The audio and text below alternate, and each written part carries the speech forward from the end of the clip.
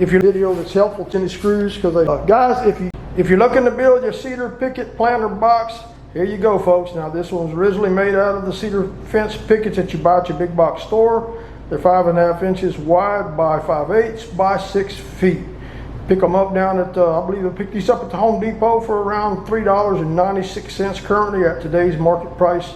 And I did buy some black paint to paint it black, so I had a customer who wanted a black one. So there's what we did to get this one the color she wanted. Now we did sand it, and if you want to know how I sanded it down to get a smooth finish, or smooth as possible, or smooth as what the customer wanted, you need to check out my other videos. I came up with a little old quick way to do this whole box prior to installation, or putting them together in less than probably 5 to 10 minutes. So you may want to check out my other videos. Now let's get down to the material. First thing you're going to need is, you're going to need 4 16.5 inch by 1 3/4 that's going to be fitting on the top of the box. Now I'll go back and show you on the box where we put them, and you're going to need to cut those at a 45-degree angle on each corner. That's for all 4 sides. Then you're going to need 4 legs. They're going to be 16 inches, and these here you're going to split down the middle at 3.5 and 1 3/4 inch. That's going to give you a leg on each corner of 2 different sizes, and it's going to go together like that. So you're going to have a small one and a larger one. So there you go. You're going to need 4 of those, and by the time you split them, you're actually going to have 8 different corner legs. So 4 and 4. Next, you're going to need 4 sides. Now the 4 sides are going to be 14.5 inch, and you want to keep in mind that the 14.5 inch ones are going to go on, say, the front and the back, or the left and the right only. The opposite, these over here will go on the opposite sides. So if you put these on the front and the back, don't get them mixed up with the ones I'm going to show you here, which are 13 inch by 5.5. You want to keep these in pairs. Say for instance you use these on the left and the right, then this would be the front and the back, depending on how you're putting the box together. Now last but not least, we're going to have some the bottom pieces. The bottom pieces, my box came out to be 13 inch by 2.5, one piece, and then the other 2 bottom pieces came out to be 13 inch by 5.5. So you may have a little bit of variation there, but it should not be a whole lot. Now something else you might want to keep in mind when you're building this box is that if you're doing it for your wife, you might want to ask her, does she want to keep it a natural color? Mine, she wanted a little color in it, such as black here. Some people want blue, some people want yellow, some people want red. You know, it just depends on the customer, I guess. And I might say this, that this is a little side gig for me, so it's really working out pretty good, because I'll sell about 6 or 7 of these each week. And believe it or not, there is a pretty big demand for them, and not everybody can build them. But with this video, you should be able to build just about any size you want.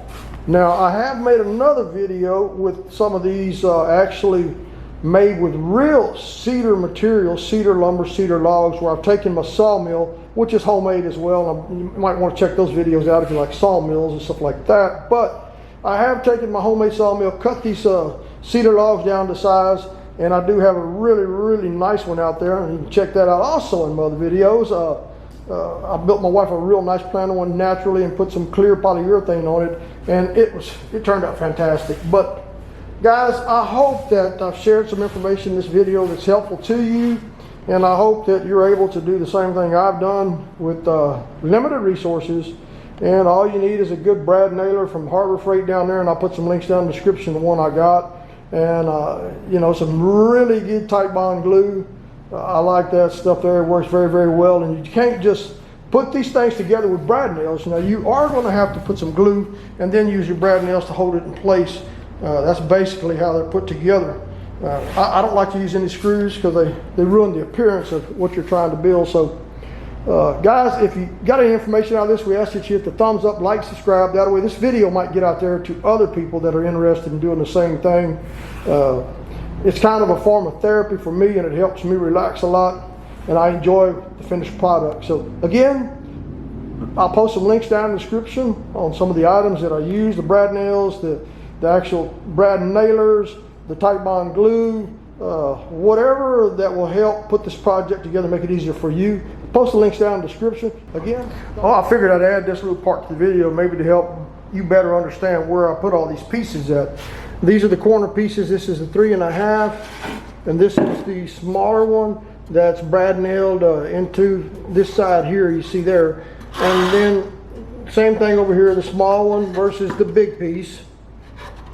These are your sides. That is the top rail.